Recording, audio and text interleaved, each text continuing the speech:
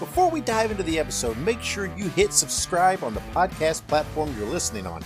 Also, follow me on X at The Dave Dynasty and subscribe on YouTube by looking up Nostalgic Dave Dynasty. You can also buy one of my shirts at ProWrestlingTees.com/The Dave Dynasty.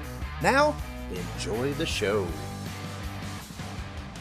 Welcome to 1 hour of the toughest, roughest wrestling you'll ever see. That's right, Dick the Bruiser said it all. The big question, have you got the endurance? Have you got the brains to get past the excellence of execution?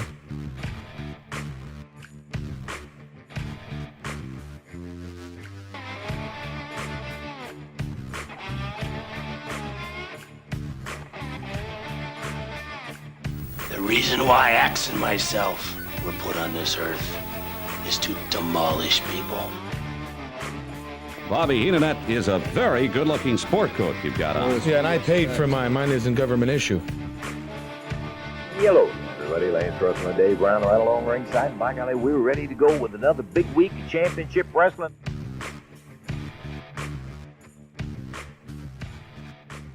Greetings, wrestling fans, and welcome to Wrestling Nostalgia. I'm your host, Dave Dynasty. Thank you for joining me for another episode. Today, my guest is going to be the Kingpin, Angel Medina. We talk ECW, the Baldies, Dutch Mantell, and much more. That is coming up soon. As many of you probably know and have seen online, the Wrestling Observer Newsletter Hall of Fame balloting is finished, and there are 9 new inductees for 2024. Those 9 are Roman Reigns, Shinjo Takagi, Paul Orndorff, Johnny Rougeau, the Young Bucks, Los Hermanos Dinamite, Cima, Johnny Saint, and Bobby Davis. I can't say that I agree with all those. I do definitely agree with Paul Orndorff, Johnny Rougeau, Bobby Davis, and then I think Roman Reigns and Johnny Saint are applicable and also should be in there. I still can't get behind. I'm not familiar enough with some of the other. I know who they are. I haven't seen enough of their work to make a lot of calls. I still stand by the fact that I don't think the Young Bucks belong in yet, at least. But it is what it is. I understand the audience. I understand the process here. So be it. But there are your 9 new inductees into the Wrestling Observer Newsletter Hall of Fame for 2024. Now, guys, I'm going to remind you once again, my Facebook account was hacked and suspended. I'm not sure if I'll ever get it back. I don't know. I'm trying, but I just don't know how it's going to work out. It's just a pain in the butt. In the meantime, I have created a Facebook page to use, so go and search for Nostalgic Dave Dynasty on Facebook. And please like that page. And of course, like I've always said, the best and primary way to keep up with me is by following me on X at The Dave Dynasty. All right, let's take a quick break. And when we come back, I'll have our guest, Angel Medina. So stick around.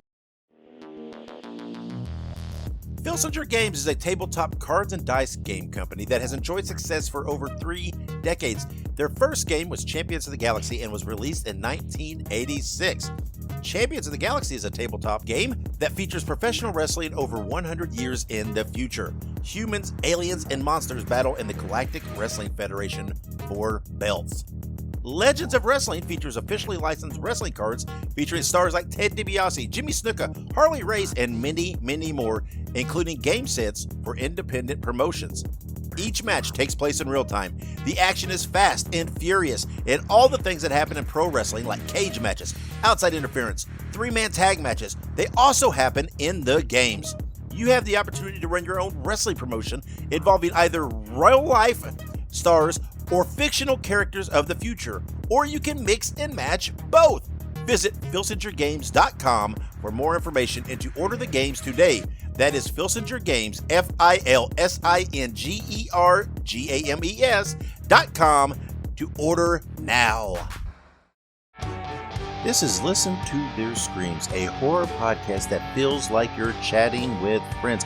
Hello, I am one of your friends, Dave. I am one of the co-hosts of Listen to Their Screams with my friend Ike, and we want you to come and check us out. We are a fun-filled, positive horror movie podcast that does reviews, news, birthdays, anniversaries. We play games. We are a ton of fun every week for you, the horror fan out there. For all of our links to our social media and the podcast platforms, just check out our link tree. It is linktr.ee linktr.ee/listen to streams. That is listen, the number 2 and streams, or look us up on your favorite social media platform and podcast provider. And welcome back to Wrestling Nostalgia. This time I'm being joined by the leader of the Baldies, Angel Medina. Sir, how are you? I'm doing pretty good, but you got to address me correctly, man. It is the Kingpin, Angel Medina, man. I earned that monarchy. I earned it. If I wanted to take it to the next level, it would be the king of the streets, the Kingpin Angel. There you go. I apologize, sir. I apologize. I totally understand him. I don't need any hate from the Kingpin. So I read that you were born in New York, but you grew up in Puerto Rico. Is that correct? No, that's a negative. That all those things on Wikipedia are kind of false, man. You can't believe everything on the internet. I was born in Brooklyn, and I was raised in Queens. So yes, I lived in New York all my life. I spend most of my summers as a child, since I was like a kid. I mean, like 3 and up, or maybe 2 and up. On my summers at my grandmother's in Puerto Rico. So if you want to say I was raised there, yes, but only for the summers when I was out of school. Yeah. Okay. Well, so not when I was 2. You know what I mean? Like from childhood and up. I guess that's how why that got put on there. But did you grow up a wrestling fan? No, I was more of a wrestling fan in junior high school. That occurred during my I think it was like in the 8th grade. A friend of mine introduced me into like a sports Wrestling Illustrated magazine with the 4 Horsemen on the cover, and he was a huge wrestling fan, and he told me that oh man, you got to watch wrestling, it's great. And so I watched trying to remember, I think it was the Ric Flair versus Sting, Clash of Champions on TBS. The first one. Yeah. And I don't remember what year it was, because I can't say it was 88, but I want to say like 87, 86, something like that, around that time. Yeah, and okay. So were you trained by Johnny Rods? That is correct. I was trained by the unpredictable one. Yeah, at Gleason's gym, correct? And in Brooklyn, New York. Yeah, I was trained at Gleason's gym in Brooklyn, New York, known as the Dumble District. It was different back in the days. I mean, Gleason's gym was in a warehouse environment location where it was just not a it's not what it looks like today. Today is just very preppy, very urbanized. Now everybody who has some form of money lives there. There's a Starbucks, there's a deli, there's a Jewish delicatessen. You know what I mean? Like back in the day, there was just a pizzeria, and everything was warehouses. Yeah. So you're talking Brooklyn. So that's Mike Tyson country, right? Oh yeah. I mean, yeah, he had an office over there when but in the 90s or maybe like early 2000s, I remember they had a office for him. But yeah, it's Mike Tyson country. Yeah, man, he was destination watching back in the day. It's like every fight, man, you had to watch. But you got to remember, Gleason's gym is just world famous. It's known from every boxers. I mean, guys I used to see stand there. Arturo Gatti trained there when I was training there. Zab Judah trained there. I'm just visualizing the people that I saw when I was Roy Jones was boxing by the wrestling ring one time. He was just hitting the bag, and we was joking with him. Mitch Green used to be there all the time, training. Even the guy from Blue's Clues. One day I was standing there and I'm like, man, that guy looks familiar. He had a tattoo on his arm and he's punching the bag. And I'm like, hey, man, that's the guy from Blue's Clues. But you don't recognize him because, he's out of that, the outfit and the gimmick. But yeah, it was the guy from Blue's Clues. And, you see a lot of celebrities there that you're not aware that they're training there. The girl, Swank was from the Clint Eastwood movie, the boxing movie. Oh yeah, Hillary Swank. Yeah, she was trained there. Chuck Norris did his infomercials there. A lot of movies were filmed there. I mean, I could give you a list of many movies that were filmed at Gleason's gym. It's just well known. Yeah, well, and talk to me about Johnny Rods, right? Because man, he is so underappreciated for how talented he was, and especially you hear about how good he was as a trainer. Oh, Johnny's awesome, man. I love Johnny. I haven't reached out to him because I'm just one of those guys I just don't like. I don't bother him. I'm just one of those guys that just don't want to keep blowing up his phone. But Johnny's always welcoming. Every time I call him, we talk for a little bit.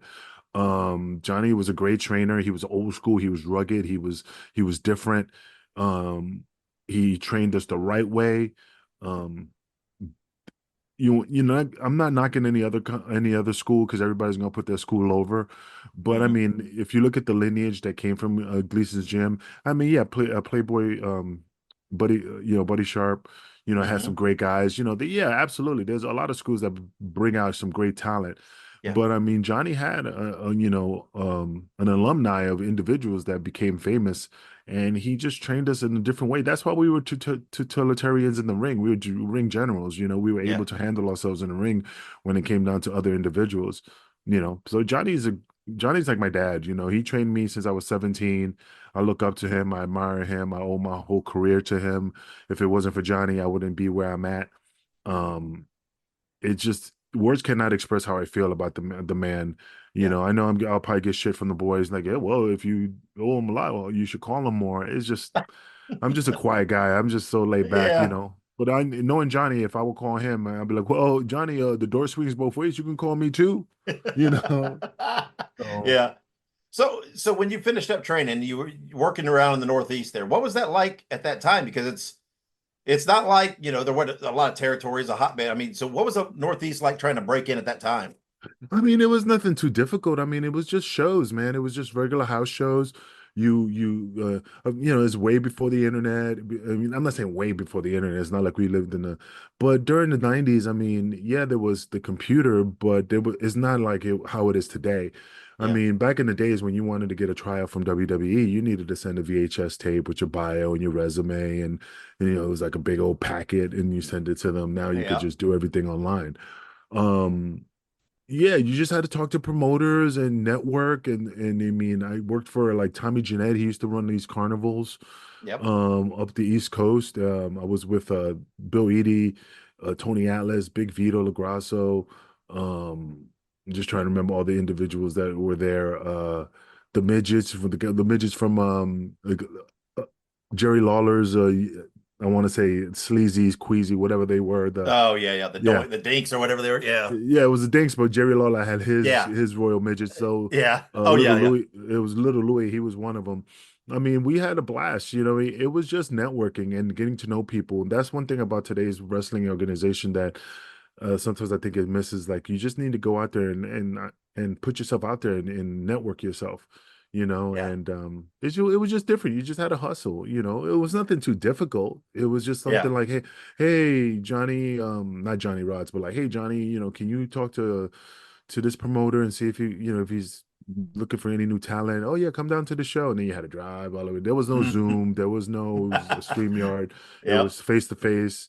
Going to the shows, wasting, taking the time out of your day to go out there and waste the gas and sit there. Hey kid, nice meeting you. Well, if we have a spot open, we'll let you know. That Yeah. type of crap. Yeah. Yeah.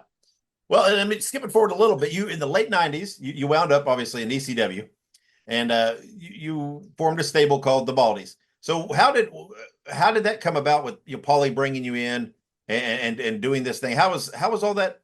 How did who approached who? Did Paulie know you from the scene? How did that all come to be? Well, Johnny. Well, how it originally started. Okay, let me just start from the beginning. How everything just transpired to that Okay. to Yeah. that moment. Well, me and Devon Dudley, we're close. He's from Hmm. Gleason's gym, Yeah. and when I was training at Gleason's gym, Devon was just came back from like from a hiatus of training because he'd be a postal worker. He used to work at the post office. He lived in Yonkers.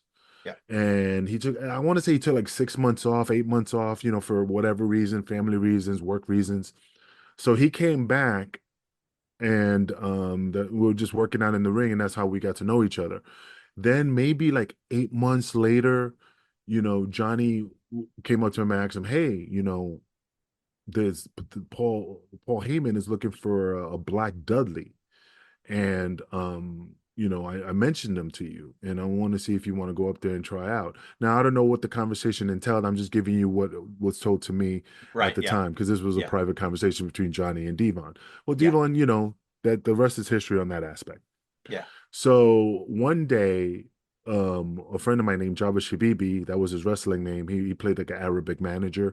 We were training in the gym, and he was like, we were just talking, just like me and you're talking right now. And I was, hey, what you got planned for this weekend? And he goes, well, this weekend, and it was like a Tuesday. He goes, oh, Saturday, I have to go to Philly. Devon's been having me come down to Philadelphia to do workouts to train to be a referee. Man, that's cool. Awesome. So then the week went on, and when I saw him Thursday, I think it was a Thursday, and we're just working out, and I'm like, man, yo, it's almost time, man. You be heading out to Philly this Saturday, aren't you? And he's like, bro, I won't be able to go. I said, why can't you go? He goes, my car is messed up, and I can't get it fixed in time, so I don't think I'm gonna go. And I said, well, hey, if you need a lift, I'll be happy to take you, but you need to call Devon and see if it's okay for me to come down. Yeah. So when he decided, he said, "Oh yeah, I'll ask him." So Devon's told him, "Yeah." He said, "Tell Angel just bring his stuff, bring his gear, because that's one of the rules in wrestling. You always bring your gear." Yep. And so I said, "All right." So anyway, long story short of that, we went down there, got dressed in my workout gear, got in the ring, worked out with a bunch of the guys from ECW. When I went to the back, this is how Paul got to know me. When I went to the back, he was talking to Sabu and Rob Van Dam. When he was in that conversation, he stopped in the midst of that conversation. Hey, kid, come here. He goes, hey, I like what I saw out there. And that's how he was talking. He was like, thinking, just stick around. Yeah, just stick around. So I went back to Devon and I said, D, I called him D. So I said, D, Paul told me I did good, but he just told me to stick around. He goes, Angel, just stick around. And I said, yeah, but I don't want Angel. If Paul told you to stick around, trust me, stick around. So I stuck around and just came to the shows, helped out a little bit, just, watched the matches, worked out in the ring.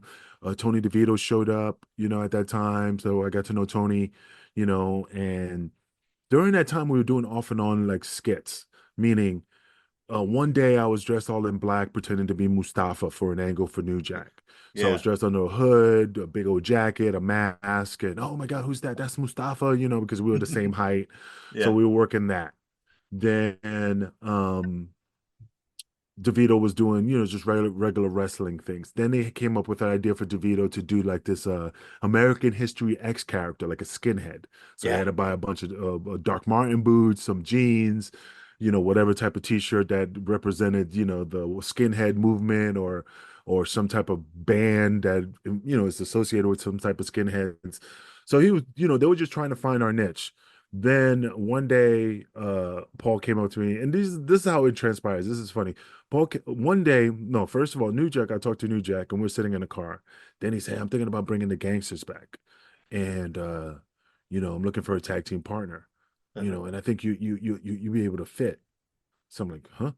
So I'm like, yeah, I think we could do something good, so you work good, you move good, so I was gonna end supposedly, apparently, this is just a conversation that he wanted to do the new gangsters. Yeah. Then after that, where I forgot what town we're in, but they were gonna bring the Insane Clown Posse in. So then apparently Paul pulls me to the side. He goes, hey, I got an idea. I'm thinking about putting you with the Insane Clown Posse as their bodyguard. So I would look like one of the Jokers from the cartoon Batman, the Batman cartoon where the henchmen were dressed up in clown face, but they were big muscle for the Joker. Yeah. So he goes, yeah, you're gonna be the bodyguard for the Insane Clown Posse. That's what I'm thinking about. Okay, whatever.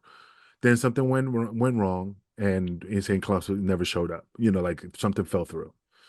So then I was still wrestling, and then we're in Michigan, if I remember correctly, and he pulls me and DeVito to the side, and he goes, hey, I got an idea. You ever heard of the Baldies? You ever saw the movie The Wanderers? And I said, well, yeah, when I was a little younger. I haven't seen it in a long time. He goes, there was a group called the Baldies, and we're thinking about doing this fraction of you, DeVito, Rod Price, PN News, and Big Vito, as the Baldies. So I'm like, whatever, man. It's whatever. And Tommy was there. It was Tommy's Paul's idea. Like, hey, whatever you want, we're willing. So that's how the Baldies became, because of the idea that Paul and Tommy had. And then our first match was actually, I mean, we were not even dressed as the Baldies. Everybody was dressed all different outfits and stuff. But it was a house show, and I got the video footage too. It was a house show, and then we all beat up on Spike Dudley, and New Jack comes out, and that was the kind of like the not the like it's not the pilot. You know when you like before they do but the pilot is like, hey, this is a test. Yeah, like test, the pitch. The pitch of but they film it. They do it. They put it all together. So it was like the pitch and stuff to visually see how it looked. So we did it and they liked it. So then that's when we did the angle at the ECW arena. So everything that happened was looking at Tommy and Paul. Yeah, and man, I'll tell you what, I mean, I love ECW, right, all the way through. But some people knock, late ECW, whatever, but the Baldies were definitely a highlight. And was good stuff, man. I always got into it. And I mean, at various times, right, man, you were with, Vito, Tony DeVito, like you talked about, Vic Grimes, PN News, Red Dog, different guys. But I got to ask, because I just talked to him not too long ago and interviewed him here on the show. What was it like? Which guy? PN News. PN News. Yeah. Yeah. What was it like working with Paul, PN News? He was great, man. I mean, like I said, I never had any issues working with anybody. I was always one of those guys where I got along with anybody.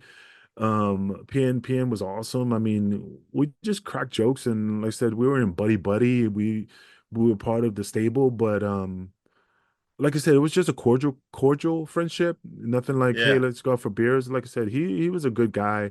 He reach out. I know he's in Germany, and I mean, sometimes on Facebook I wish him, hey, how you doing? Hope everything's well. Like I said, I'm not a big talker when it comes to like the internet and stuff, and I'm one of those people like, hey, if I reach out to you, you need to reach out to me. If I don't hear from you, then I won't reach out to you. It's just a weird thing I have. Like, I just don't want to be a burden on anybody, and just keep like. And everybody tells Devon always gets on my ass about. The reason I don't call you is because I don't want the angel. You're not bothering me. Yeah, but you know how I am. I just don't. He knows me. He knows if he calls me, I'll pick up. And it's just that I'm just one of those people who don't like bothering nobody. Yeah, I always thought, man, PN News, especially after talking to him, he's a little underappreciated, right? Because all everybody thinks of is that WCW rap thing he did. Oh yeah, that shit was horrible. Yeah, but he did so much good stuff, like in Europe and stuff. Cannonball this and that, whatever. I mean, he was a pretty good worker, big guy. No, he was great. It's just that yo baby, that shit was garbage. Yeah, that's all everybody remembers because it's on TV. Garbage. It is. And when I watched it as a fan, meaning I was still training in wrestling and watching it, and I'm not knocking him, but I'm being honest as a fan. I sat there like, this is some bullshit. Me too, man. I always hated it, whatever else. And then when I talked to him, and I'm like, whatever else, and he's like, yeah, whatever. They wanted to do it with me. I was making money, bills. And he's like, but I would have much rather have done, Cannonball Grizzly or whatever it was, stuff I was doing in Portland or in Europe. That was much more me. And it's like, oh yeah, But what's funny about situations like that? Okay, when you can convince people of the character, but internally you freaking hate it. When you can shut off what you personally feel and what you have to do to make it get over, that takes a lot. Yeah, and I commend them for that, because knowing me being, like I'll be the same way. But when you inside, like, dude, I freaking hate this. But if you can shut off those emotions and go, I gotta work. Yeah. And then he did what he did. Yeah. I mean, that's what I think, man. In that spot, if somebody had given me something as ridiculous as that, I couldn't have done it. I would have been like, yeah, this is ridiculous. I'm not, I don't want to do this. And it would have come through. People would have known that I wouldn't want to do that, because I couldn't fake it. I couldn't be that professional. And you got to be professional. You got to take your personal feelings aside. What you feel and what you have to do are two different things in this business. So, and it's hard. Yeah. I mean, look at Dustin Rhodes. I mean, the Goldust thing. Did he really like it in the beginning? Oh. But he made it work. Yeah. Man, I mean, he super got it over. And everything else. But you mentioned New Jack, right? And obviously the Baldies, man, were known for that. You had a feud with New Jack. And you talked, right, man? You got along with New Jack and everything else, and everything else. Did you ever have any problems in the ring? Because I know sometimes they say New Jack can be a little unpredictable. No. I mean, there was some times I made him. I mean, there's some things that he done that, like, but again, I'm so easygoing, and Jack, me and Jack always clicked. He clicked with me. He clicked with DeVito. Well, not Vic Grimes. we clicked with Jack. We had no problems with him. I mean, there were certain moments where he did like, okay, like one time we were wrestling and, fans bring him stuff and they brought some hot sauce and he went to put it in my mouth, the hot sauce. Yeah. And it was like Louisiana hot sauce. It was not like a Carolina yeah. Reapers or something. Yeah. But, I mean, when you're working in the ring, so he's going to pour this in my mouth, but accidentally poured it up my nose. Oh man. So that like so that's the one when I'm like, motherfucker, and I'm cursing. So he's laughing and stuff. And or the time where he accidentally literally stabbed me in the ass with a barbecue fork. I was gonna ask you about that. Yeah, what's the story with that? It was an accident. It was an accident. I mean, he really stabbed me. I screamed beyond belief. And when I went to the back, I literally had the fork sticking out of my butt. And he came in. He came through the back, like, because we're brawling, and so he saw me run to the back, and he chased after me to finish the match. So Tommy pulled the fork out of my ass, but Jack came through the curtain laughing, and I didn't take it personal. Jack is Jack, and I don't give a fuck, and I just laughed too. But it was very painful. I mean, it was literally to the bone. I bet. And Jack's laughing, Angel, I'm sorry. And he's just laughing. And I'm like, it's whatever, man. Let's finish the match. I'm just laughing. It's all good. So we went and finished the match and he still came back laughing and stuff. And even Danny Doran was like, dude, it's so funny. We're all laughing, but literally our friend just literally got stabbed and we're laughing about it. Oh, man, what a business. Yeah, what a business. But yeah, I mean, Jack would never do anything intentionally to hurt me. All the things that happened to me that was unintentional and it was an accident, and he kissed me on the forehead when he stabbed me in the as he was laughing. he was just like, bro, I didn't mean to. Like I said, it's hard for me to understand. I mean, I understand, but when you're not in the mix of Jack's radar of violence, meaning like he beat up a bunch of dudes, man, and he stabbed a bunch of dudes, and he beat up Gypsy Joe, and he stabbed that kid with the knife, and the mass transit incident. Yep. I never, from my aspect, when people go, dude, I can't believe you, how was it? It was fine. We never had a problem. We had I never got hurt. I mean, little mess ups, but that's it. But when you see it from like now, the Angel standing back when he watches the old footage, I'm like, God damn. Yeah.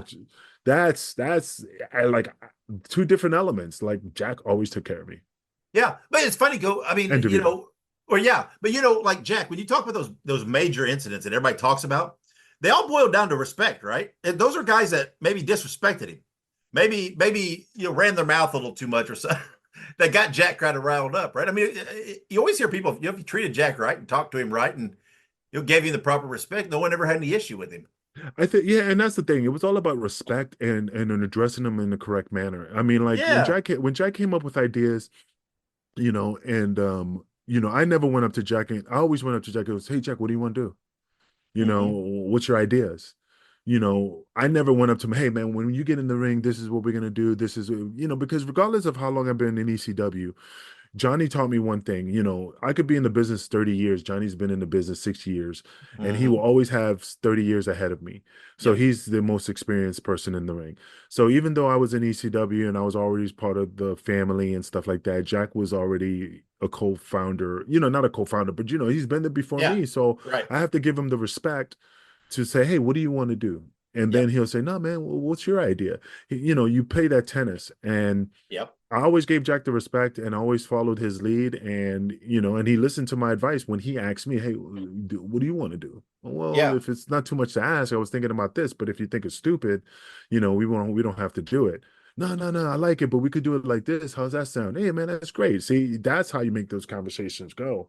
Yeah. But it's just things that happen in the ring, with other individuals. Again, I wish I was the fly on the wall, but it just went sideways. Yeah. Well, and you mentioned, right, that Jack always treated you good, treated DeVito good and everything. But you specifically said not Vic Grimes, right? There was obviously all the Vic Grimes stuff. Everybody's heard those stories, but was there already heat brewing back in ECW between those two? Okay. I love Vic. Vic is a great guy. I'm not shitting on him. This is the truth. Yeah. Jack. Vic is one of those guys. I'm trying to get a character where, okay, you remember in the Bugs Bunny cartoon with the episode where the little midget mobster and the big, the dumb muscle, and he's like, yeah, hey, shut up, button your lip. Yeah. Okay, both. Yeah, yep, Like yep. Vic used to say things that was so innocent and so stupid, but it was not that he was doing it intentionally. He just didn't think. Yeah. And I'm not saying that in a negative way. He was just so innocent. And I'm not saying he was stupid. He just like, he was not doing it intentionally. He wasn't Yeah. doing anything very maliciously. But what really transpired to the New Jack situation with Vic is because the original, during the Dansbury Fall in that pay-per-view, Mhm. Jack came up with the idea that he's going to come in the ring and clean house. Now, let me give you some story before the show. That scaffold match was originally supposed to be me and Jack. Okay. I Jack knew I was afraid of heights a little bit. The only reason I was afraid of heights because we previously had another show, maybe way months before that, we were doing a house show and they had the same setup, but it was maybe just two of them. So me and Jack, I said, "Hey Jack, let's go up there. We fight, and then you throw me off, and DeVito and Grimes will catch me as I fall." I mean, it didn't look high. So when I went up there and Jack, and it was when I didn't realize it was not like like stable ground. It was rails because you put the folding chairs in that rollaway, and you stack them. Uh-huh. So there, like it's a slits for the legs. So Yeah. there's no floor. It's just like the rails, and it's like open. If you look at the video, it's just like it's open. So when we went up there, Jack hit me and I'm like, holy shit. The thing is all unstable, is shaking, and I'm like holding on to Jack's leg. And he goes, Angel, I'm gonna throw you off. And this is a true story. I'm like, Jack, I can't do it, man. This is too high. I'm fucking, and he's just laughing. And he's laughing and he goes, all right, man, fuck it. Just cut me off and you throw me.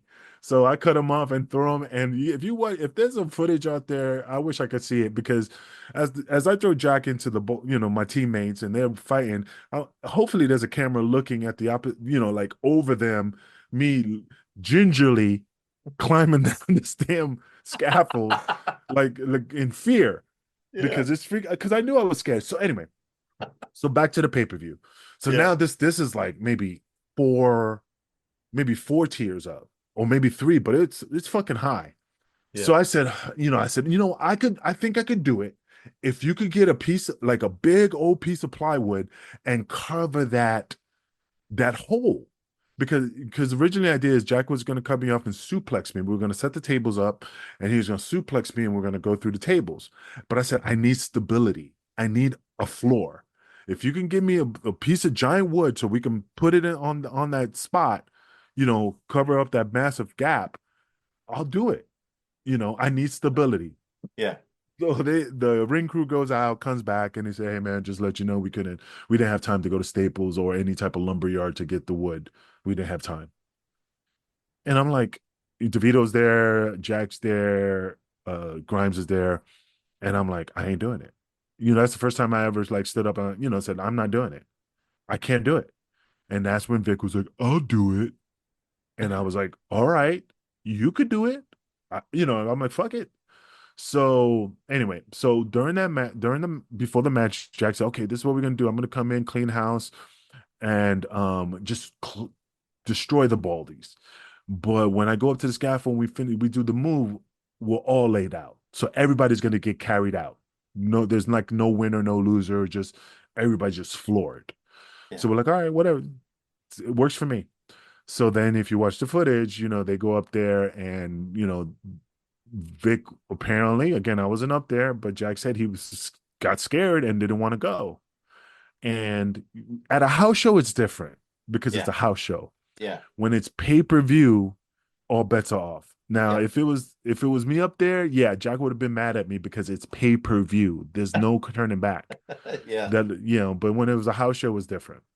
So that's when he pulled Grimes off, and that's when Grimes landed on his head and so on and so forth. But anyway, we were supposed to be all laid out, regardless of what happened to Jack. We were all supposed to be laid out and carried out. But if you watch the video, Vic stands up and bangs his head, and he lifts his hand up in victory and walks away.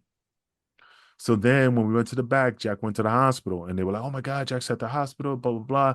So instead of saying, hey, is he okay? What hospital he went to? He said, hey, it was Jack's fault. He didn't want to go or some shit like that. He was just like shitting on him. So when when it got back to Jack at the hospital, and he didn't go visit Jack. So when it got back to the hospital, that Vic was talking shit about Jack and how he kind of like chickened out from that bump. Then Jack got hot. Yeah. Again, this is all, like I said, I don't know what was said at the hospital. I just know that, the only thing I had in the conversation was Vic is like, Vic, what the fuck happened? He goes, oh, no, I don't know, man. He was up there and, we were going up to according to plan, but then apparently, he just didn't want to go. That was our end of our conversation. Whatever was said afterwards got back to me, and that's what was supposedly was said. And then what was said to Jack at the hospital. So then and like I said, I could remember this like yesterday, you know, we're in the Burt Flickinger Center in Buffalo, New York. And this is months, I'm talking months later. Jack was out of commission. Yeah. So Jack's coming back. So I'm like, cool, awesome. So we're in the locker room and DeVito's sitting next to me, if I remember, and Vic was sitting behind me, behind the other locker. So like, when you go to the gym, you have the two lockers back to back, and the other side is on the chair, the bench, and I'm on the other side on the bench. Yep. So I'm putting on my boots, and Jack comes in, and he literally is walking, and I go, yo, what's up, Jack? Doesn't acknowledge me. Doesn't say a word to me. Not mad at me. He was like focused. Yeah. He walks by me, and all I heard was like a crack of lightning, like a slap from hell. And the freaking locker behind me just like banged into me. Like, so it pushed me forward, like it was tipping over type of thing. And I'm like, what the fuck? And then I stood up and like peeped over, and Jack and Grimes are face to face, and Vic is like, what the fuck, what would you do that for? Whatever. And I can't remember what he said. And Jack's just like, just if he was white, he'd be red, put it this way. So he was just beyond himself. And I don't know how, I think they were holding Jack back. I can't remember, or they were between them. Jack left. And so the story was, is that, all right, when Jack's music hits, he's going to come in and hit Vic Grimes with the guitar. And he's gonna, beat me and DeVito up, kick us out, almost like the mass transit. Throw Devon out, drove Axel out, focus on, Vic. Vic, yeah. And he was gonna hit him with the guitar. And and apparently he was telling, like, I'm gonna fucking kill him. I'm gonna fucking kill him. He's a fucking dead man. He's gonna die in this fucking ring. So then during that time, they came up to me and said, Angel, plans changed. And I said, what's up? And he goes, you're gonna take the guitar shot. And when Jack's music hits, Vic is going to take a powder and leave. And then there's going to be between you, Tommy, Jack, the ball, you and DeVito versus Tommy and Jack. And Vic Grimes leaves. So I'm like, oh, does Jack know? He goes, no. Yeah. He goes, you want me to tell him? He goes, yeah, just tell him that things changed. So I'm like, all right. So when I went over there, Jack is like putting like, gimmicking up the guitar. So he's putting a brick in it. He put a bowling pin in it. He put, I think, some heavy metal in it. And then he starts taping it up with silver electrical tape. So as I'm seeing this, but this is as I'm about to talk to him, and he goes, hey man, I said, Jack, man, it's good to have you back. Hey, I need to talk to you, man. I'm gonna fucking kill that motherfucker, and that motherfucker's dead, bro. So Angel, you stay out of my fucking way. I don't want you to get hurt. Hey, yeah, but Jack, yeah, man, I'm telling you, man, this is my vindication, man. It's time. It's gonna rain. And I'm like, yeah, Jack, don't mean to, but I'm just like, because he kept talking over me.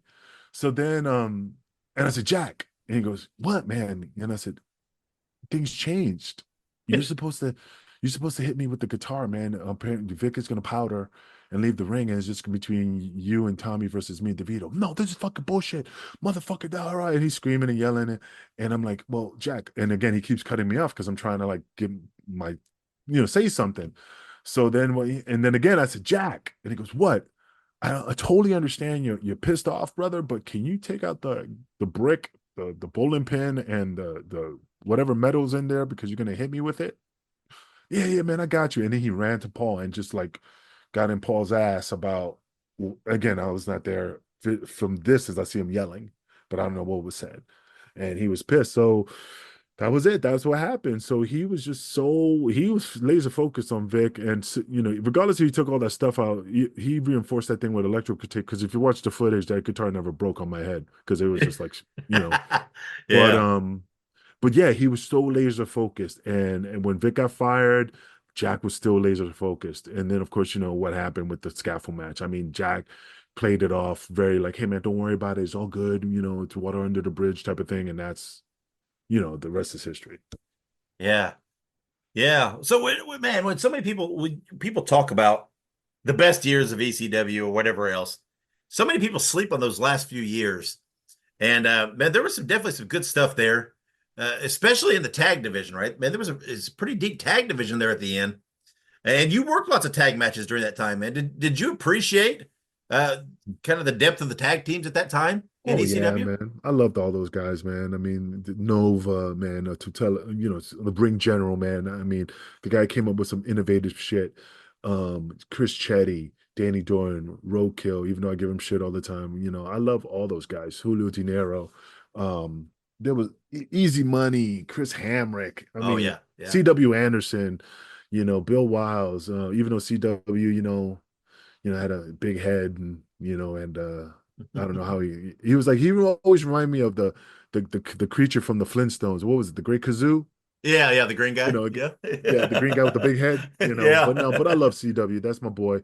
He always give him shit. But like I said, it was just all love in the ring, man. We always wanted to make each other look good. It was not about me looking good. It was about me making CW look good, and he did the same for me. So that's why we always had these I want to say 5-star matches, but we had some fun, exciting matches because the thing was we cared about putting over our friends, not for our opponents, to make everybody look good. Yeah, right. Yeah, so when did you find out, or how did you find out about ECW coming to an end? Could you see that the signs were coming? Did it catch you off guard? Well, it did catch us off guard, but we knew it was coming because when you say it's kind of like a double-edged sword, you had the hopes and dream like, oh, maybe it's gonna survive, maybe it's gonna survive. The reason why, okay, the situation is this: we knew that we were in financial distress. Yeah. And because we weren't getting paid, but we wanted to show Paul that we were soldiers and we were going to ride with him.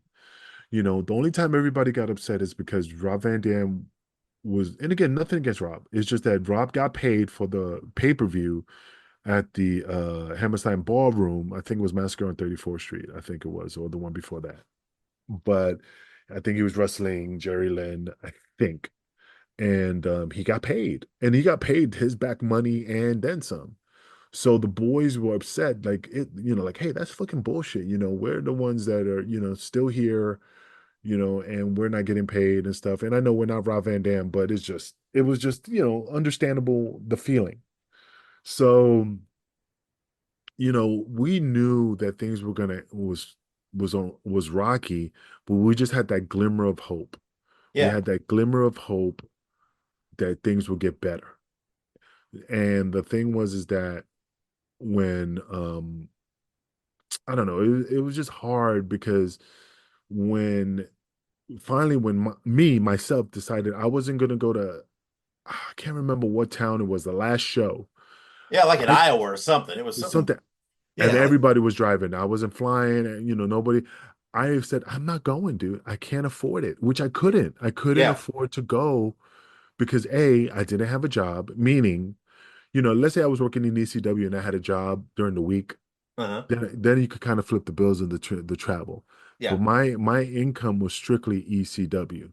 So when you're not getting paid and your finances are dwindling, and then I'm not making, like saying like Tommy Dreamer money, Var Van Dam money, I was making good money, but not to that level. Yeah. And I had bills and it was eating up my finances, and I was just like, fuck. So I was like, I'm not going, man. I have to make a stand. So when I didn't go, I really kicked myself in the ass because that was the last show, not knowing. I didn't know at the time, because the only reason I found out is after that show, that's when, Rhino said, hey, man, it's on the internet, man. The company went bankrupt, and then we did our last show, some show in Buffalo. I got a picture of it somewhere, where Paul was like, hey, man, I'm not leaving California without a deal. we're going to survive this, And then, Lord to behold, that Monday Night Raw, guess who's coming out Monday Night Raw? Is Paul. Yep. Like, motherfucker. He worked, so I mean, yeah, we knew, but we just had hopes, man. It was just high hopes. Yeah. Have you seen Paul since it closed? Have you run into him anywhere? Or I've seen Paul a couple of times. I saw Paul in Kansas City when I had to go up there for Devon wanted me to show up for something, and Paul gave me a big hug. Paul sent me just past February. He wished me a happy birthday. So Paul reaches out to me. I'm not mad at him. I love Paul. Yeah. Yeah. I mean, he gave me an opportunity that nobody will ever give me. Paul was the one that molded my character and let me be who I wanted to be. The only animosity I had is just the sad that the company went, and it was heartbreaking. Yeah, I got over it. Like I said, I owe Paul a lot. And like I said, I always make the jokes about the checks bouncing and, and all this crazy antics, but it's just me just trying to make it a little bit, a little levity on it, that's all I have is just to make jokes, so. Yeah. Well, I know. Yeah. You've worked quite a bit in Puerto Rico. Uh-huh. And I read that you've got some issues with Dutch Mantell. Dude, why are you bringing that up, man? I think you're a cool guy. You don't want to talk about Dutch? No, fuck that. I could talk about that motherfucker. I hate that motherfucker. I hope he dies. Yeah? Yeah, I can't stand him. Why? What did he tell? Man, come on. For the listeners, man, at least. I said the story but I told the story many times, but I don't have a problem repeating it. The reason why I get along with everybody. Remember in the previous conversations, I said I get along with everybody. Yeah, man. You seem like such a laid back, easy going guy, man. Yeah, I try to keep myself level headed. But at the time when I went to Puerto Rico, I was working for Victor Quinones, Savio Vega, and Dutch was the booker of the locker room. Yep. Now, at that moment in time, I was just still bitter that the company folded. And I was not going to let nobody take advantage of me. And I'm not saying Paul took advantage of me. I was just it's like breaking up with a girl, and you're like, man, I'm not going to let no woman fuck with me right now. I'm just you're not going to get that. Yeah, you're not going to get in a bad situation again, right? Yeah, I'm here to work. Just leave me the fuck alone. Yeah. So that's all I cared about, and I was not going to let nobody do anything to me. I was going to speak my mind. So everything was great. My deal was, I would stay in the condo in New San Juan at the I would get paid. I would always have transportation to the show, so I didn't have to worry about renting a car. This is the agreement that I had with Victor. And that was perfect, and I love Victor. He was great. Yeah. So now the problem is that he said, okay, you're going to stay at the condo, but you're going to be rooming with Lobo. Dutch is also in that room. So he had his own bedroom. And I was sharing a room with Lobo, Anarchy, and myself. Anarchy slept in the closet, which was freaking funny as hell. It was like a walk-in closet, and there was like a single bed in there. Like, dude, it looked like a prison cell. He had a little TV on a milk crate, and we had, it was just funny. Great guy, but it's a true story. So wait a minute, hold on. Dutch had his own room, and you put the guy in a walk-in closet. Yeah, it was because Lobo had the bed. Oh yeah, well, okay. I had a bed, and since Anarchy was a new guy, he was a young boy basically. So he gave the veteran, myself. He goes, "Oh no, I stay in the closet. You have the bed." So I didn't know if he slept there or not. I just know he had a setup in the closet, okay, like R. Kelly. Yeah. So he had his own closet room. And it was funny, man, because I used to knock on the door like Cousin It when the Addams Family knocking on the cigar box and it opened up. Yeah. And I'm like, he's laying on the floor under the not saying under the clothes, but under that where you hang your clothes, like that space underneath it. He's under the clothes on that bed with the TV across from him, just on his hand, his elbow, pressed down, his hand on it, and I'm like, hey man, we're gonna go eat or whatever. Oh yeah, I'll go. So anyway, the story is that it's not the story. This is what happened. Anarchy brought over a girl who had a kid. It was like 6 months old, and it was a girlfriend, a side piece, whatever. I didn't know who she was. Yeah. So he comes, hey man, and I was watching VHS tapes of last week's show. I just wanted to see how it was. So I was in the living room watching TV. So he comes in with this girl, and he goes, hey man, this is so and so. Oh, hey, how you doing? And he goes, I'm just, we're going in the room and just hanging out. I'm like, all right, whatever, dude. I don't care. You're a grown ass man. So, but of course, I'm sitting there like, okay, you're gonna go in our bedroom, but you're gonna take her in the closet. Like, okay, whatever. And then he goes, hey, is it okay if I put the baby to sleep on your bed? Dude, I don't care. Just, yeah, whatever. So he did that. So then I'm sitting in the living room, and let's say 30 minutes passed, maybe 35. Dutch walks in. Hey, have you seen Anarchy?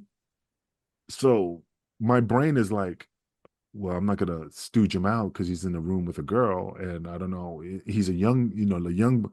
When I say young bucks, he's like the new guy in the business. Yeah. I don't want to get him in trouble because he has no weight. Right.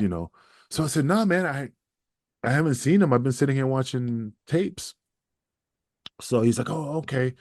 So he walks away, and he's walking to the door to leave the apartment, and he stops. Now, did he hear something? Did he hear a groan? Did he hear a moan? Did he hear the baby chuckle? I didn't hear nothing because I guess I had the TV going. So he decides to go to the bedroom. He goes to the bedroom, maybe a minute, not even a minute. He comes back out. He goes, and he points to me with his finger. You need to get that girl and that baby out of here.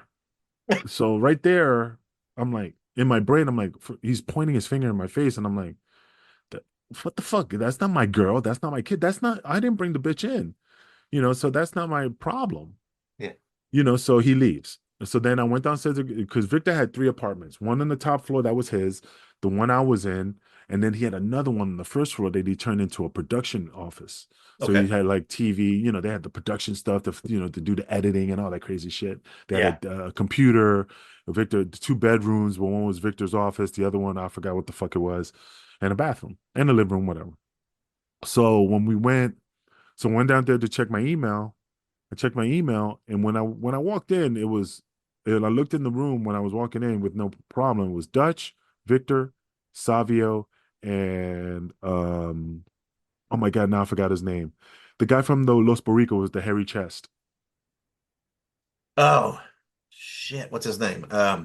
Yeah, I'm shooting a blank too. I know you're talking about. He's all hairy, not Hurricane Castillo, but the other guy. Yeah, totally shooting a blank. Yeah, so he was in there. So I go get on the computer, check my email, and I log off, and I'm leaving.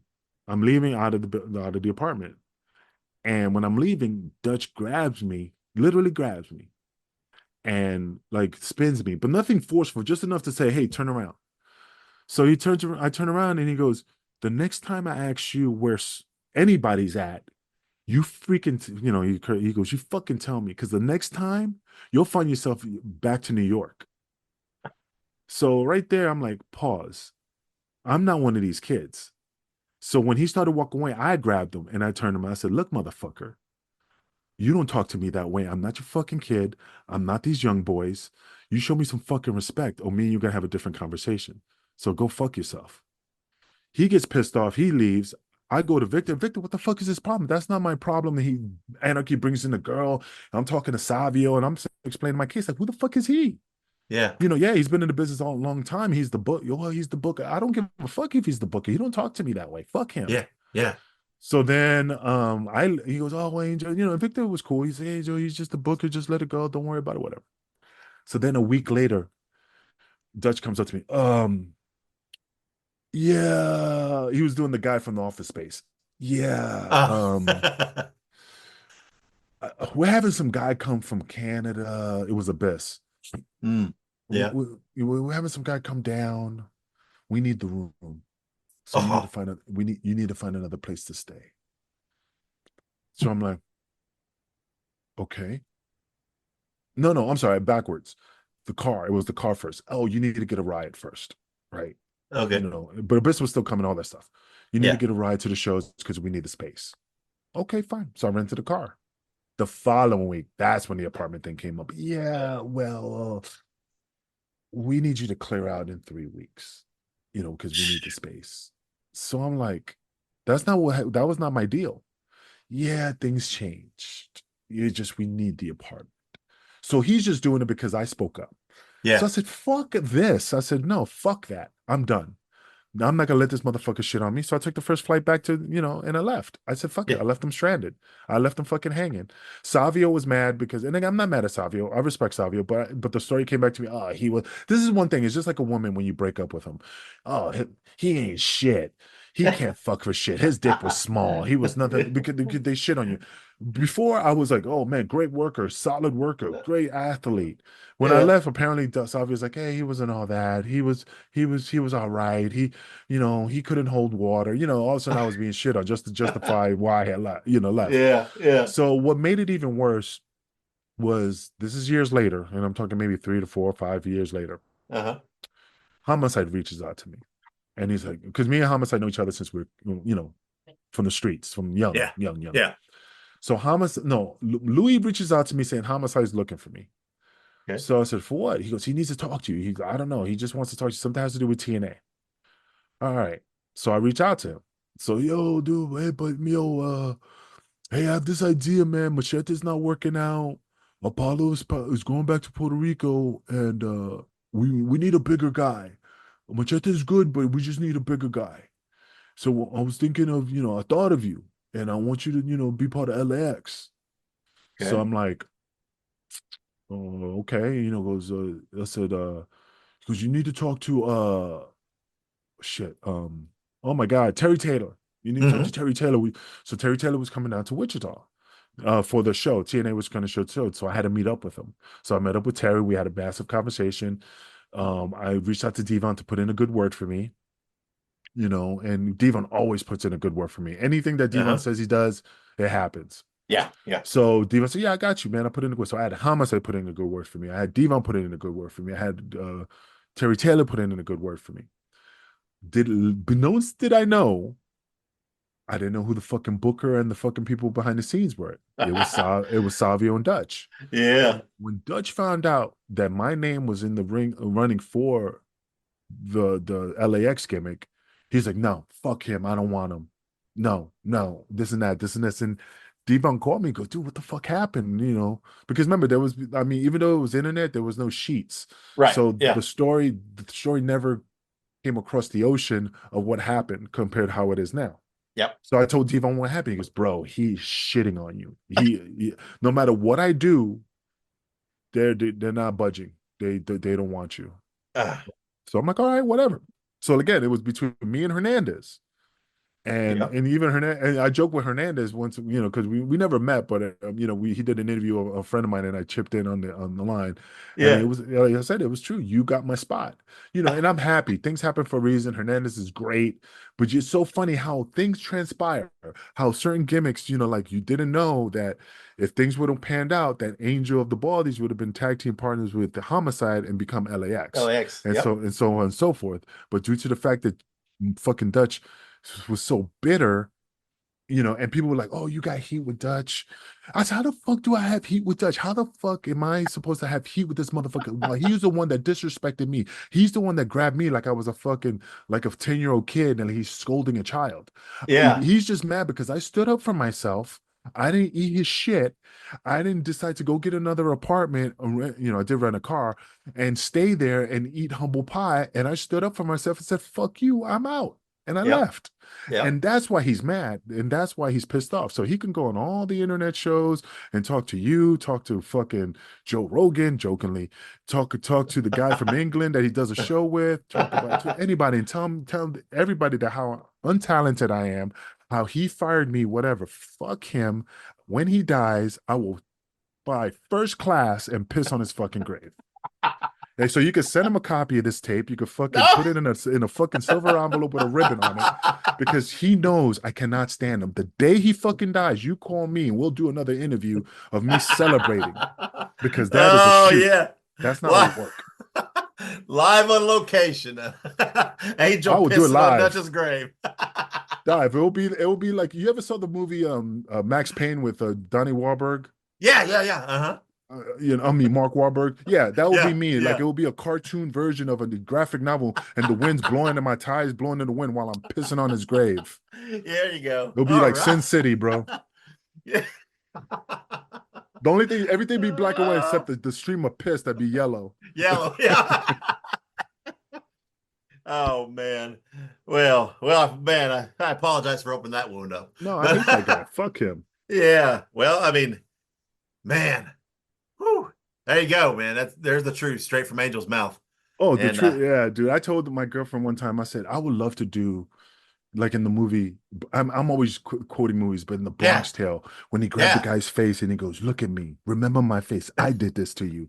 I want to be the guy on his deathbed just grabbing his face. The last thing you're going to see is me watching you fucking die. Yeah. You know, grabbing that mustache. Yeah, grabbing them handlebar mustache and holding them, pulling them to my face. Yeah, man, I like that you quote movies and stuff, man, because I'm a big movie guy too. Yeah, that clicks with me, man. Well, what ended up leading you to retiring from wrestling? I didn't retire, man. I mean, it's not about retirement. It was after September 11th. Work was scarce. Yep. Nobody was hiring. Yep. I needed to work. I needed to make a living. So I had to make a decision to like work. And then I got a regular job and I became a cop and all that stuff, and no longer a cop, but I did all that. And I never retired. It was just like I needed to make money. And I figured, and I'm at a point in my life that I just pick and choose what I want to do, and now that I'm getting older, I just don't feel like I'm at the same athletic skill set as I was before. I'm not saying I suck. I just don't feel like it's like the football, like football, man, you're like, do you still have it? You can still move a little bit, but you're not as quick. And like I said, I pick and choose my shows. I really don't need the money, Hey, come on, Angel, man. This is professional wrestling. You're not supposed to be self-aware of your own abilities. Because there's guys out there 70 trying to do it that are embarrassing themselves. And that's the problem. I just don't want. It's not fair to the fans. And I'm saying I'm in shape. I've been, I'm down to 277. I've been running. I've been working out. But I just know that it's just not. It's not fair to the fans that paid the money to see me, that they're not getting their money's worth. So I'll do shows, but it's just really selective that I'm like, okay, I could do this. But if TNA called me and AEW called me, and no, I ain't doing that. I mean, Nana, I trained Nana, and Nana was like, I just saw him recently. Well, not recently, but like when they came to Wichita, we hung out, and he goes, man, you should come to AEW. I could get you some work, and I said, no, I ain't fucking working for AEW. First of all, I'm not going to come in to put over Hook or because that's what I've been seeing. A lot of guys coming in, and it's nothing, no ego. It's just that whatever legacy I have, I just want to keep what I have. And for me to show up like, here he is, former ECW legend, the Kingpin Angel, and I do my thing, and then I get squashed. Yeah. Then it kind of take.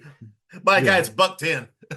Yeah, and I'm like, and it's not about Hook, it's about anybody. I just don't want to lose. Yeah. I don't want to lose what I have. Now, if it was a storyline and it built up to that point where I lost, that's different. But for me to come in from one shot for $250 just to put this kid over, just to get my, to lose what I have left, no, I'm all right. I told no, I'm good. I'm good. Yeah. I don't need it. No. What about like conventions and things like that? Do you ever get invited to do some of those? Oh yeah, I'd be happy to do those. Yeah, I mean, I love seeing the fans, love talking to the fans. I love it's that's a different beast. That's why I'm trying to do other things that still in the wrestling world. I mean, if I could do, shit, I wish I could get a job working for TKO now, behind the scenes, or be an agent like Jerry Lynn. But again, that's not it's a thankless job because I mean. How much shit do they have to go through? You got to show me some dollars. Yeah. It is. It's kind of a cool time though for guys like you, right? That had a good career and got some name value to hang on, right? With the conventions and different things. There's still avenues out there for you to kind of get your fix and beat the crowd. And like you said, you get to pick and choose, right? Do what you want to do, and when you want to do it, and so there's some things to do. And yeah, I mean, the business right now, like I'm a different person compared to the Angel that was in the business. And now I don't give a fuck. And I go in the locker room, I don't give a fuck. I go, fuck yourself. Who the fuck are you? I just don't care because you cannot do to me anything that, that has not been done. You're not going to call me next week to go, hey, we want you to be on this pay-per-view. I'm not being a total dick. I'm just being honest. And I'm being myself instead of holding all, yes, sir. Yeah, whatever you want, sir. Because you don't want heat. No, I'm all right. Fuck everybody. Yep. Well, there you go, man. It's man, kind of a weird thing to hear a professional wrestler, man, keeping their self pride in check and knowing their worth. Because sometimes, man, it's embarrassing, man. Some of the guys that I looked up to and that I really enjoyed watching and whatever else, some of the things they do, it's a little embarrassing. Well, And you gotta look at it like this. It's just like acting or any type of acting, sports. When you first start on comedy, when you first start off in the business, you don't have a pot to piss in, right? You're making $150 a night, you have no money, so you have to be humble. You have to eat crow because then because you they can fire you and you're shit out of luck. But then when you get to that the Undertaker status, Shawn Michaels status, that money, when you got money in the bank and you don't give a fuck if you get fired because you're rich. You're wiping your ass with $50 bills. You're hiring hookers and sniffing cocaine off their ass jokingly. Yeah. But when you got that power of like, okay, if they fire me, fuck it. Yep. It's good. But when you're broke and a starving artist, then that's when you have to be like, oh, yeah, you're right. Yeah. Well, hey, Angel, man, thanks for coming on here, man. I could talk to you for a while, man. You're highly entertaining. Well, you could have talked to me for a while since you pulled that high spot on the last one. Oh man, I can't make it because I had a bar mitzvah to go to. I don't want a bar mitzvah. I don't remember what it was, but it wasn't a bar mitzvah. I can guarantee you that. I understand. It's just like I don't. It's hard for me. Like I said, I pick and choose shows, and I just don't. I don't like doing too many shows because it's nothing against you. It's just I get the same questions. So how long you been in the business? Johnny trained you, and you did great. But I just like to separate it a lot because if I do a show every week, every day of the same question, it's like eating oatmeal with butter on it every day. You're just gonna get like tired of it. So that's why I don't do too many shows because I just still want to be fresh and not be like, oh man, I don't want to repeat this shit. I just said that yesterday. Yeah. Well, I mean, I try to be a little more conversational about it and less whatever, like taking a test. And but I do appreciate your time. And getting with me. I know, like we said, we've been trying to do this for quite a while. And I had to bail on you the one time when we had it scheduled up and it's just like a beautiful woman. If you want that date, you have to work at it. So, I had to shut you down a couple times. Well, I'm glad I earned it back, man. I'm glad I did. No worries, man. I greatly appreciate you having me on, and if you ever want me back on, I'll be happy to do so. Absolutely. I'm sorry, I didn't mean to interrupt you, but do you have a way that fans can follow you to keep up on, like, if you do any appearances or anything like that? Or dude, I'm easily found. You found me. Okay. Trust me. I don't hide from nobody. Nobody. Like I said, if it's a stupid question, I don't answer. But and I get a lot. I hate saying that, but there's a lot of like, oh, dude, why you asking me something like, hey, what's Rob Van Dam like, bro? Dude, I'm watching a movie. I'm having dinner. That's. Did you really get hurt stabbed in the ass with a fork with New Jack? Yes. Did it really hurt? Look, dude. Yeah. I don't say nothing. I say yes, and then I'm like, and then he asks us to. I'm like, I'm not going to answer. It's just ridiculous. It's kind of an open-ended question, right? What's Rob Van Dam like? Yeah, it's like, which night? It's like, and I know they're not doing it intentionally, but it's just after a while, it gets like, dude, you're killing me. I appreciate every fan that reaches out to me, that they think of me, they acknowledge me, and I'm not mad at that. It's just some people catch me at the wrong time, it's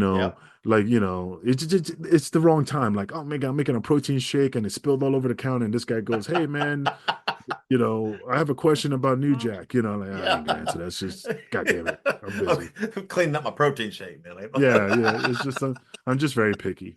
Yeah. Well, I appreciate you giving me the time. And I mean, I'd love to do a follow-up with you sometime down the road and give us some time and revisit, maybe talk a little deeper about some certain things. But Angel, no problem, man.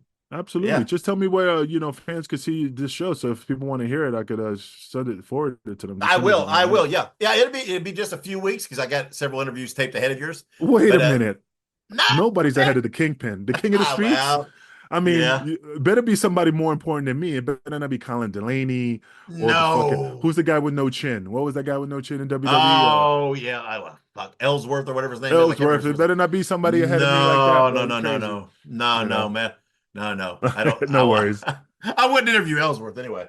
I got nothing to say to that guy. Well, I appreciate you having me on. Thank you for even considering me as a interview.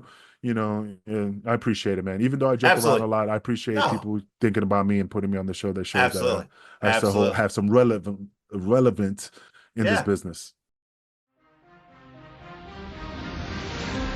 Hey guys, Ray Russell here, curator of the WrestleCopia Podcast Network, inviting you guys to listen to many of the programs here as part of the WrestleCopia brand, including, but not limited to, the Wrestling Memory Grenade, currently covering the 1988 and the WWF project. You can also listen to the Regional Wrestling Podcast, where we talk the territories, whether it's Jamie Ward with Georgia 81, Roman Gomez with the UWF in 1986, or Gene Jackson covering Memphis in 85. 3 projects going on right now over there at Regional Wrestling.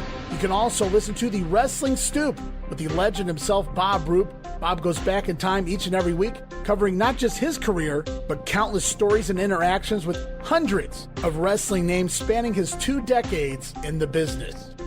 But that's not all. You can also check out the Puro Wrestling Academy with the professor of Puro Resu, Mr. Dan Ginnity.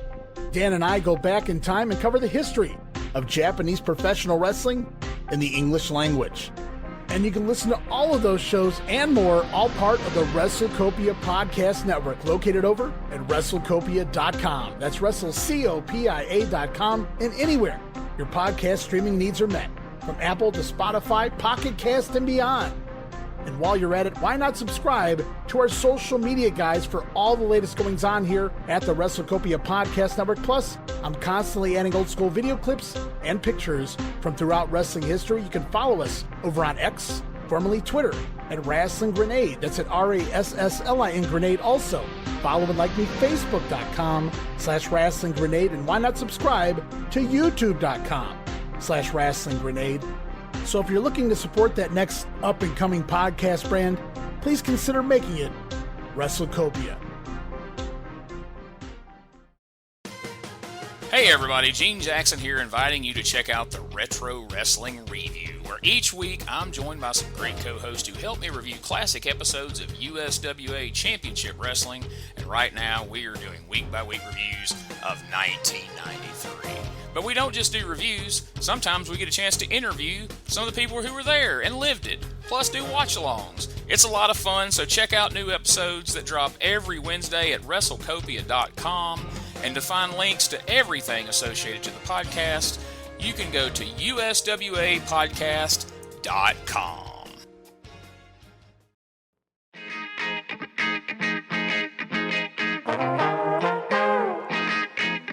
Hey, it's Bob Smith, and guess what? The Outdated Wrestling Hour is now part of the WrestleCopia Podcast Network. But hey, no fear, you're still going to hear the unique guests, comedy, music, authors, journalists, funny people. Who knows who's going to end up on the Outdated Wrestling Hour? Remember, it's all new and all old. So check it out in the WrestleCopia Podcast Network and wherever you get your podcasts. Listen if you know what's good for you. All right, guys. Thank you to the Kingpin for coming on and speaking with me and having that conversation. Fun time. Very much enjoyed that interview. Guys, go follow me on X. I'm at the Dave Dynasty. While you're out there, go check out all of the WrestleCopia network of podcasts. You can look them up on your favorite podcast platform or go to WrestleCopia.com. Also, be sure to check out my friends at the Ultimate Classic Wrestling Library. Go to ClassicWrestling.net or download the Ultimate Classic Wrestling app on all of your devices. My guest next week is going to be Jeff Farmer, better known to all of you as the NWO Sting. I'm sure you remember him from those WCW days. We talk about the NWO, we talk about Japan, we talk about his post-wrestling career, and much, much more. Jeff is a very intelligent, fun guy to talk to. Get some good Japanese stuff in this conversation. Some good conversation about the development of the NWO Sting, that whole bit, how it worked in WCW and everything else. So you're going to want to tune in and check that out. It's a fun conversation. Thank you guys to all the listeners and supporters and everything else for all your follows and interactions and everything you do is supporting the show and supporting me. Like I said earlier, please go to Facebook, look up the Nostalgic Dave Dynasty page, give that a like. Let me try to help me grow back my following there. But until next week, Wherever you go, whatever you do, be good, be safe, and always keep on growing. Fans, we brought you All-Star Championship Wrestling. This is Sam Maneker thanking you for being with us and saying until next time, so long everyone.